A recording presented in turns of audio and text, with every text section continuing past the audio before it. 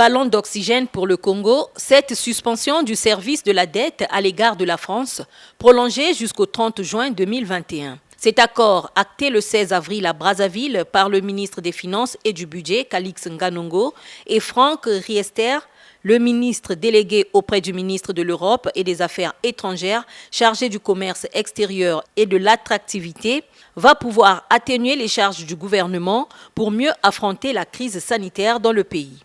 L'initiative du Club de Paris et du G20 pour suspendre le service de la dette est un signal très fort d'accompagnement des pays qui en ont le plus besoin dans la gestion de leur dette à un moment absolument critique. Et nous avons souhaité, c'est pour cela que je suis fier et heureux d'être avec vous aujourd'hui, prolonger jusqu'à fin juin cette suspension du service de la dette. Et nous souhaitons aller même encore plus loin dans l'avenir pour vous accompagner dans cette année 2021 toute particulièrement difficile en termes de liquidité. Vous pouvez compter sur la France pour vous accompagner aujourd'hui et dans l'avenir. Le gouvernement congolais, par la voix de son ministre délégué au budget, s'est dit plus que redevable à l'endroit de la France.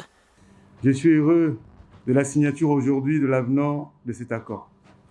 En effet, en application de la décision du G20 et du Club de Paris de prolonger les effets de la suspension de la dette au-delà du 31 décembre 2020, la République française a accepté d'accorder à la République du Congo une extension de la période de suspension du service de la dette, laquelle court désormais du 1er janvier au 30 juin 2021. Sachant que le tout premier accord, en date du 15 décembre dernier, avait été signé entre François Barato, l'ambassadeur de France au Congo, et Calixte Nganongo, le ministre des Finances et du Budget.